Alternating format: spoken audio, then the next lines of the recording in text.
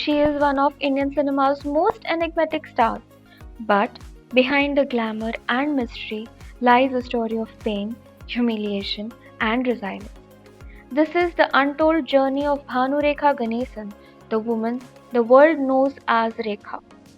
Born out of wedlock to actors Pushpavalli and Gemini Ganesan, Rekha never experienced her father's love. Her father had several affairs and fathered many children, but publicly admitted to only one wife. Peers mocked her as ugly, fat, and illegitimate.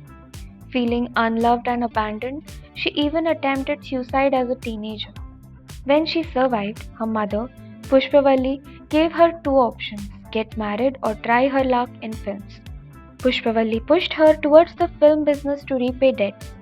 At just 14, Rekha went door to door desperate to meet producers who would sign her. The entire industry already knew who she was, and many refused to work with her, fearing Gemini Ganesan's wrath. I was pulled out of ninth class and made to work when I was 14. Speaking to Bombay magazine in 1986, Rekha recalled, I was pulled out of the ninth class and made to work when I was 14. At that time, it made no sense. I was the pampered child of the family, always given everything I wanted. It seemed to me that we were happy and certainly well off.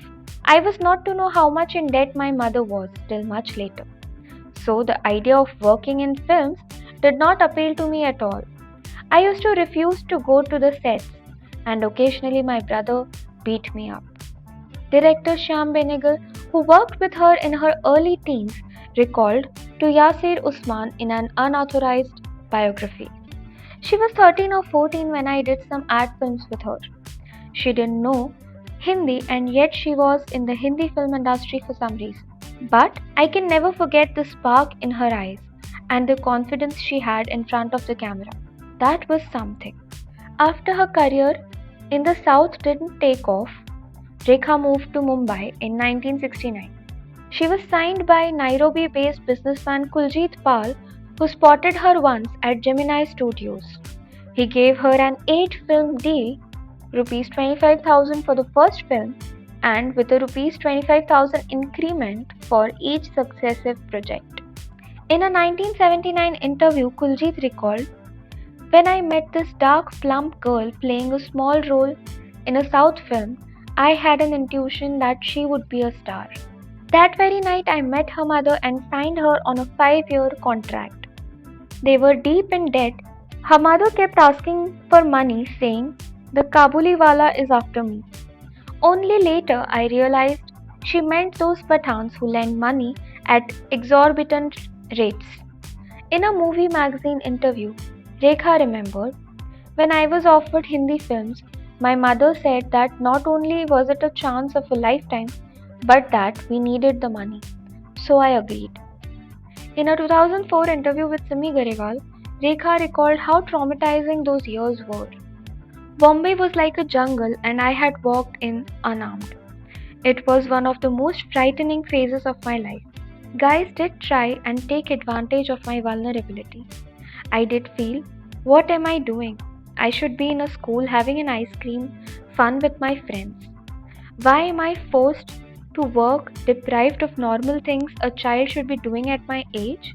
Every single day I cried because I had to eat what I didn't like, wear crazy clothes with sequins poking into my body. Costume jewelry gave me terrible allergies. Hairspray wouldn't go off for days. I was literally dragged from one studio to another. A terrible thing to do to a 13-year-old child. One of the most shocking incidents occurred on the set of her very first film. Without informing her, co-star Biswajit grabbed her and kissed her for 5 minutes while the cameras rolled. The crew hooted and cheered as Rekha cried helplessly. Later, producer Kuljit Pal defended the act, claiming Rekha was aware of the scene, saying, she said she would do it. I only told her that since she was doing something which Hindi heroines don't, it will be better if she said she absolutely did not like it. But she knew about this scene in all cases. The film wasn't released until a decade later. By then, Rekha had already made her Hindi debut with Sawan Bhadon in 1970. She went on to star in films like Dharmatma, Ghar, Muqaddar Ka Sikander, Mr. Natwarlal, and later iconic roles in Khoon Bhari Maang and Silsila. From being taunted as illegitimate, pulled out of school, and exploited as a teenager to become one of Bollywood's most celebrated icons, Rekha's journey is a story of unimaginable pain and unbreakable strength.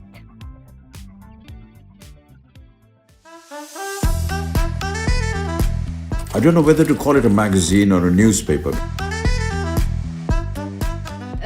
What can I say? As you can see, the iconic screen magazine. It is. I'm on the cover. It's really nice to be on the cover. Karan, this is your surprise for the evening. I remember there were so many times that, he would just turn back and he'd look at me and I was like, Agnipat. माँ के पैरों के नीचे स्वर्ग है, अरे बाप के पैरों के नीचे जायदाद है। गीत एंड आदित्य का अभी ब्रेकअप हो रहा है, फ्रस्ट्रेट हो गए हैं वो दोनों एक दूसरे से, है ना? आदित्य बोल रहा है ये अपनी आपकी खुद की फेवरेट है, कौन झेल सकता है इसे? If you could legalize one thing in India, what would it be? Prostitution, gambling, or marijuana? I can't hear you. We have seen you as more of a glamorous role in South Indian movies. And you went to Bombay. I don't know what transformed you. You're today totally different role. Feel nepotism or no nepotism, I'm here. किसी के बाप की industry नहीं है. कहीं ना कहीं मेरी भी अपॉर्चुनिटीज कई बार ऐसे गई हैं जहाँ पे मुझे ऐसा लगा कि maybe I should have gotten the opportunity rather than someone who's from the family. I love reading your reviews. When you really love something, you genuinely have, and that means a lot.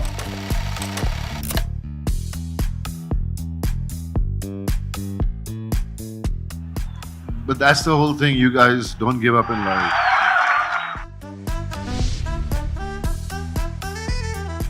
I wish you all the very best. May Screen digitally prosper.